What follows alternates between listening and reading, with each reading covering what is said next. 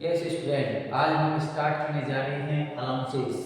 Last class में हमने salary head का मीनिंग देखा था और उसमें बेसिक पे, bonus, commission, allowances, other facilities है, रिटायरमेंट के बाद के जो रूल्स रेगुलेशन के जो ग्रेजुएटी पेंशन है उनके बारे में हमने डिटेल से बात की थी। और उसी टॉपिक में आज हम बात कर रहे हैं। बड़ा टॉपिक है अलाउंसेस।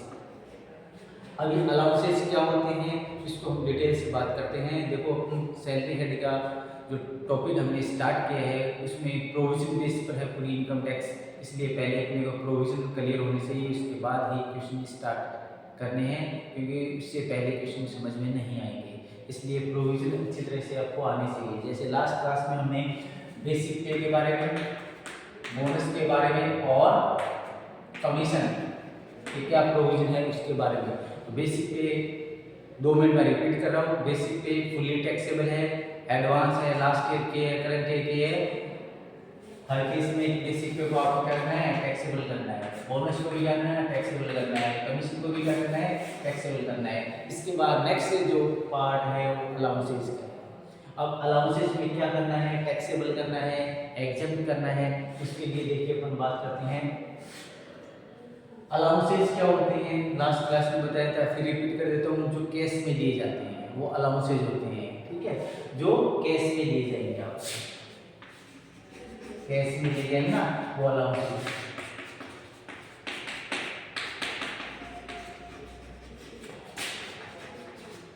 ठीक है, केस में दिए जाएंगे। अब अलाउंसेस की हम टाइप की बात करें तो 3 टाइप के आपके सामने लिखे हुए हैं। Fully exempt allowance, fully taxable allowance और पार्टली एग्जेम्प्ट अलाउंस। तो इस अलाउंसेस को हमने 3 कैटेगरी में डिवाइड किया है।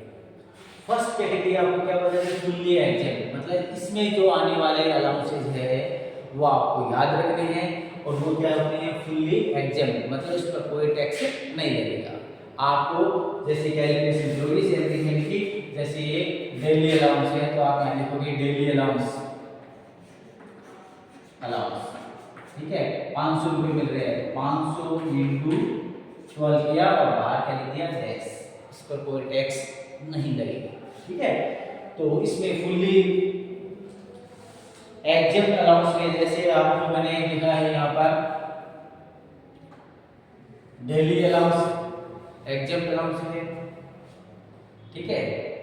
हेल्पर अलाउंस है। इस तरीके से फुल्ली एग्जेम्प्ट अलाउंस में आपको वो अलाउंस शामिल करने हैं जो आपको क्वेश्चन में दिए हुए हैं, और उसको अपने को थोड़ा सा डिटेल से इसको लिखना है, ठीक है। इसलिए अपने को क्या करनी है, अपनी बुक है उसके अकॉर्डिंग अपने को यहाँ देखनी है। देखो मैं कुछ बोल रहा हूँ, आप नोट करना चाहो तो नोट कर सकते हो। फुल्ली एग्जाम्पल अलाउंस में जैसे ट्रेवलिंग अलाउंस हो गया, डेली अलाउंस हो गया, कन्वेंस अलाउंस हो गया, हेल्पर अलाउंस हो गया, यूनिफॉर्म अलाउंस हो गया, एक्सटेंडर रिसर्च अलाउंस हो गया। इस प्रकार से काफ़ी अलाउंसेस की लिस्ट आपको दे रखी है, उसको आपको रटाफिकेशन करना पड़ेगा कि सर ये फुल्ली एग्जाम्पल अलाउंस होते हैं। इसी प्रकार से टैक्सेबल अलाउंस, फुल्ली टैक्सेबल, ये देखते हैं जैसे डीएनएस अलाउंस है, डीए है। प्रत्येक क्वेश्चन में आपको मिलेगा 500 रुपये मिलता है, तो आप क्या करोगे, जैसे 500 इंटू 12 करोगे। 100 मिलता है, तो जो भी आपको डीए दे रखा है मोस्टली बेसिक पे पर कैलकुलेट करवाएगा। तो बेसिक पे का 10%, 12%, 20% जो भी है डीए, उसको आपको बेसिक पे पर कैलकुलेट करना है। बेसिक पे कैसे कैलकुलेट करनी है लास्ट क्लास में आपको मैंने बताया, ठीक है।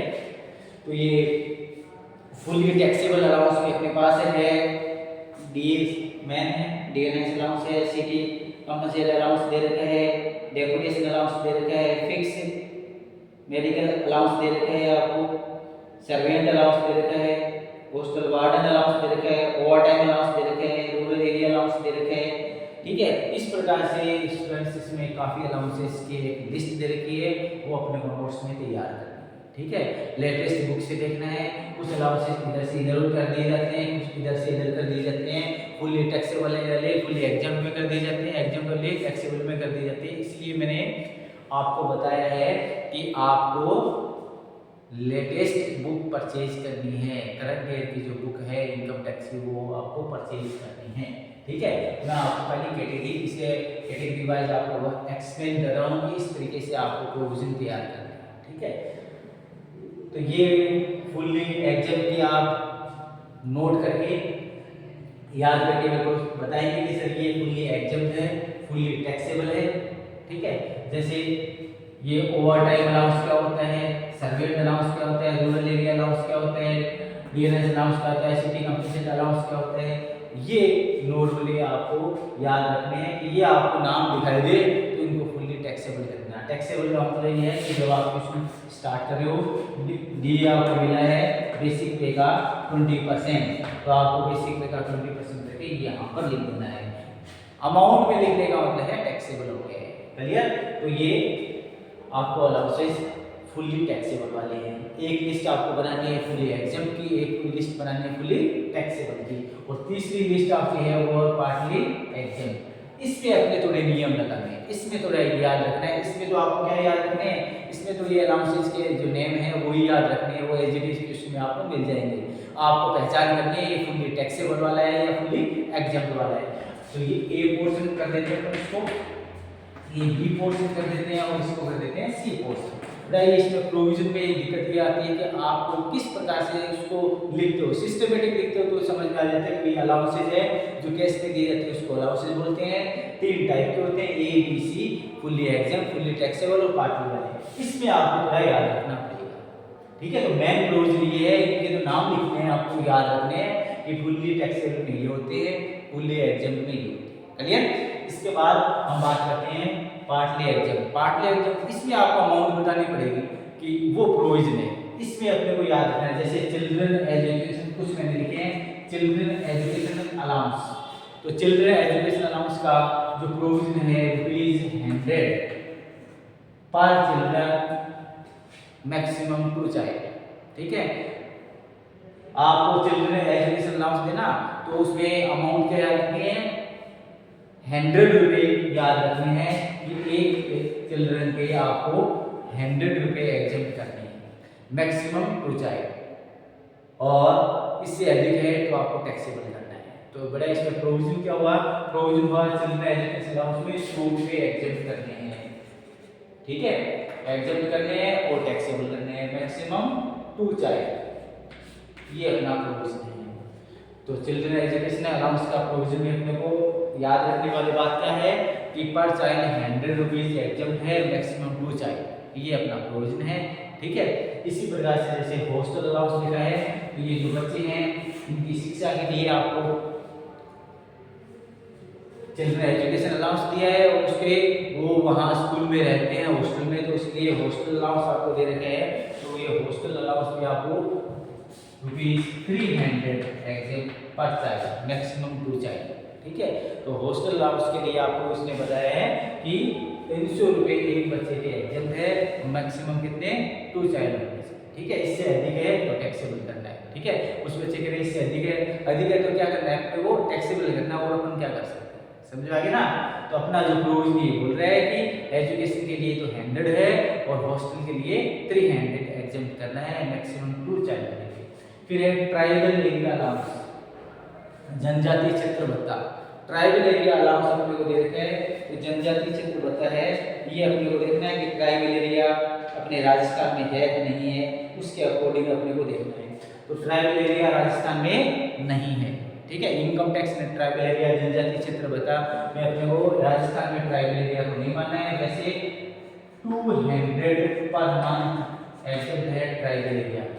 ठीक है, यदि ट्राइबल एरिया में आपकी सर्विस लगती है तो उस एरिया में आपको ट्राइबल एरिया अलाउंस दिया जाएगा 200 एग्जाम। ठीक है, कितना एग्जाम लिखना है, जितना मिले उसका 200 एग्जाम कर देना। और आप स्टूडेंट याद रखना, राजस्थान में ट्राइबल एरिया अलाउंस यदि मिलता है तो वो फुल्ली टैक्सेबल माना जाएगा, क्योंकि राजस्थान में हमारे कोई ट्राइबल एरिया नहीं माना है इनकम टैक्स डिपार्टमेंट। ठीक है, इसी प्रकार से मैंने इस प्रकार से आपको ये जो प्रोविजन है ये मेन है, इनको ये अपने को याद रखना है, प्रत्येक क्वेश्चन में मिलेंगे। ठीक है, चिल्ड्रन एजुकेशन 100, हॉस्टल के कितने 300, मैक्सिमम 240 के लिए, ट्राइबल एरिया अलाउंस है 200 है, जैसे एमपी है, इंदौर है, मध्य प्रदेश है, वहाँ पर आपको ट्राइबल एरिया, जैसे इंदौर का कोई क्वेश्चन आ जाए एमपी में तो वहाँ ट्राइबल एरिया माना है, इसको आपको 200 पर मंथ एग्जाम कर देना। ठीक है, इसी प्रकार से हो house rent allowance, house rent allowance इसको शॉर्ट में प्रोविजन मैन है, ये HRA का प्रोविजन है, HRA का प्रोविजन है। सेपरेटली सेक्शन बी में पूछ लिया जाता है कि HRA का प्रोविजन बताइए। ठीक है, हाउस रेंट अलाउंस, देखिए ये सभी क्या अलाउंसेज ही है, कैश में दी जाते हैं सैलरी के साथ, क्योंकि आप मकान में जैसे आपको HRA का पेमेंट किया है, HRA लोकेशन के हिसाब से आपको 2000 रुपये पर मंथ मिलते हैं एम्प्लॉयर की तरफ से, मालिक की तरफ से। अब 2000 का मतलब ये है कि आपको 2000 रुपये उस लोकेशन में रेंट पर रहने के लिए दिया है कि आप मकान लीजिए इस एरिया में और उसका किराया मालिक की तरफ से 2000 रुपये दिया जाएगा। ठीक है, अब इसमें से 2000 दिया जाएगा, कितने पर टैक्स लगना है, कितना एग्जाम करना है, उसके लिए इसमें थोड़ा प्रोविजन है। ठीक है, क्या प्रोविजन है मेरा समझिए, उसको अपन थोड़ा समझाते हैं।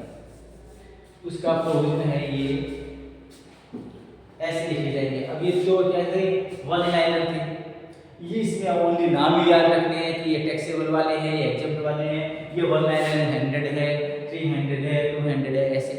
अब ये छोटा सा प्रोविजन स्टार्ट होता है, तो देखो प्रोविजन कैसे लिखे जाते हैं और कैसे अप्लाई की जाती है। इसमें जैसे HRA का मैं प्रोविजन लिखूं ना तो ऐसे लिखते हैं, actual amount of HRA, first line provision बोल रहा हूँ। अब कैसे लिखते हैं, actual amount of HRA, first line, इसके बाद लिखेंगे और फिर लिखेंगे पॉइंट नंबर 2, और पॉइंट नंबर 2 में ऐसे लिखा हुआ है rent paid minus 10% of salary. ठीक है, और तीसरी लाइन में लिखा है इसमें प्रोविजन में 50% ऑफ सैलरी, 40% ऑफ सैलरी, ये इसका प्रोविजन है HRA का। HRA का प्रोविजन फिर रिपीट कर रहा हूं, HRA का प्रोविजन क्या है बेटा, actual amount of HRA, actual amount of HRA मतलब आपको HRA की कितनी अमाउंट मिली है, कितनी मिली है 2000, तो 2000 इंटू 12 कर देना 24,000, यहाँ इसमें आगे वैल्यू पुट कर देंगे। और दूसरा पॉइंट क्या है, rent paid minus 10% salary, rent paid minus 10% salary. आपने जो मकान कितने पर किराए पर लिया है, जैसे आपने 500 में लिया है, 1000 में लिया है, 1500 में, वो लिखिए यहाँ पर इंटू 12 कर दीजिए, माइनस 10% ऑफ सैलरी, सैलरी का 10% वहाँ माइनस में करना है, और 50% ऑफ सैलरी, और साथ में लिखा है 40% ऑफ सैलरी। तो 50% ऑफ सैलरी स्टूडेंट क्या करना है, 4 बिग सिटीज, 4 बड़े शहर में यदि आप सर्विस कर रहे हो तो 50% ऑफ सैलरी लेना है, अदर में 40% लेना है। समझ आ रही है सबके बात कि यदि 40% 50% सैलरी का मीनिंग क्या है, एक ही लाइन लिखनी है, या तो 50% ऑफ सैलरी या 40% ऑफ सैलरी। तो आप 4 बिग सिटी इंडिया के 4 बड़े शहरों में आप रहते हो। अब 4 बड़े शहर के आपको पता है सभी को, उस ऐसे 4 बड़े शहर में रहते हो तो जो है आपको उस लोकेशन में आपने रेंट पर लिया है मकान, तो आपको सैलरी का 50% करना है। अदर में लिया है, तो आपको क्या करना है 40%। समझ में आ रही है सभी के? अब बेटा कुछ ये कह रहे हैं कि हमें राजगढ़ में रहते हैं, वो रहते हैं, बेटा बता दिया आपको 4 बड़े शहर है तो 50% करना है, और अदर का मतलब वो चाहे जयपुर हो या राजगढ़ हो 40% है।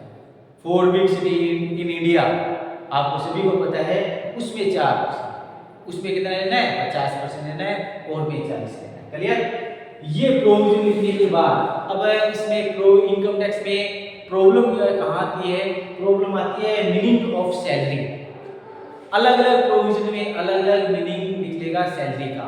यहाँ HRA में सैलरी का मीनिंग क्या होता है, तो HRA में बेटा सैलरी का मीनिंग ये होता है meaning of salary equal basic pay plus DA on service rule plus commission on sales.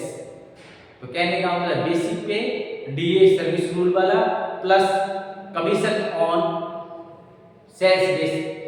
जो कमीशन आपने लिया है वो फिक्स वाला नहीं लेना है, यदि सेल्स का परसेंटेज वाला है तो वो शामिल करना है। तो उन तीनों का आप टोटल करोगे, उसका 10% 50% जहां भी यूज करना है वो करोगे। ठीक है, तो इसमें आपको सैलरी का मीनिंग आना चाहिए कि सैलरी का मीनिंग क्या होता है। ठीक है, एचआरए में सैलरी का मीनिंग अलग होता है, पीएफ में अलग होता है, लीव एनकैशन में अलग होता है, ग्रेजुएटी में अलग होता है। इसलिए ये प्रोविजन थोड़े टिपिकल लगते हैं। अलग अलग प्रोविजन में सैलरी का मीनिंग भी चेंज होगा। ठीक है, एचआरए में क्या बताया मैंने, basic pay plus DA on service rule, मतलब हिंदी में इसमें लिखा मिलेगा आपको सेवा शर्तों वाला, इंग्लिश में मिलेगा ऑन सर्विस रूल, और कमीशन ऑन परसेंटेज। ठीक है, परसेंटेज वाला कमीशन, फिक्स वाला नहीं लेना है। ठीक है, इन तीनों का टोटल करके लिखेंगे और विच एवरेज लेस, इनमें से जो भी कम है वो एग्जाम कर देना। ठीक है, इन तीनों लाइनों में जैसे इसमें तो आया है 15,000, इसमें आया है 12,000 और इसमें आया है 50,000। बेटा इस तीनों में कम कौन सा है, 12,000। तो आप 12,000 क्योंकि भी एचआरए की जो अमाउंट आपको मिली है उसमें 12,000 एग्जाम है 12,000। ठीक है, तीनों लाइन में वैल्यू पुट करेंगे, जो सबसे कम है उसको एग्जाम के लिए कहेंगे कि ये एग्जाम। क्लियर, तो ये अपने को एचआरए में जैसे आपको 12,000 मिले थे और इस प्रोविजन में हमने पुट किया, उसमें सबसे कम वैल्यू कितनी है 12,000। तो 15,000 आपको मिले ना एचआरए, उस 15,000 में से मैं 12,000 एग्जाम करूंगा, 3,000 टैक्सेबल करूंगा। इस प्रकार से प्रोविजन अप्लाई किए जाते हैं। समझ में आ रही बात आपके? इस प्रकार से आप ये आज मैंने अलाउंसेस के बारे में है, इस कैटेगरी वाइज आप लिख के याद करोगे ना तो आसानी से आपको समझ में आने लगेगा। कैटेगरी वाइज लिखोगे, सिस्टमेटिक लिखोगे तो प्रोविजन समझ में आएंगे। और एक साथ आप लिख रखा है 1 2 3 4, इसमें 10 पॉइंट है, 11 नंबर इसमें लगा दिया, इसमें 15 पॉइंट है, 25 हो गए। उसके बाद ये कंटिन्यू लिखते जा रहे हो तो कोई समझ में नहीं आएगा। सिस्टमेटिक तरीके से आपको लिखना है। ठीक है, प्रोविजन लिखने हैं, उसके बाद क्वेश्चन स्टार्ट करने हैं। प्रोविजन के लिए बेटा आपको क्या करना है, अलग से कॉपी एक मेंटेन करनी है, अलग आपको एक रजिस्टर बनाना है, उसमें ओनली प्रत्येक चैप्टर के प्रोविजन रहेंगे और प्रैक्टिकल जो क्वेश्चन करने वाला रजिस्टर अलग रहेगा। ठीक है, क्योंकि हम जब क्वेश्चन स्टार्ट करते हैं तो जहाँ भी अपने को प्रॉब्लम आती है हम अपनी जो प्रोविजन वाली कॉपी है उसमें से देखेंगे और वहाँ पर जैसे ग्रेजुएटी का प्रोविजन देखना है, ग्रेजुएटी का पेज निकला उसमें से प्रोविजन पढ़ा ये कोर्स के अकॉर्डिंग। एचआरए का प्रोविजन देखा है तो एचआरए वाला आपने पेज निकला उसमें से देखा, उसमें प्रॉब्लम आई वहाँ से देखकर क्वेश्चन को हल करते हैं। ठीक है, इस प्रकार से सिस्टमेटिक आप यदि पढ़ाई करते हो तो आराम से ये सभी क्वेश्चन प्रोविजन समझ में आने लगेंगे। आज के इतना काफ़ी है, नेक्स्ट क्लास में अपन आगे नया टॉपिक लेके स्टार्ट करेंगे। आज के लिए थैंक यू।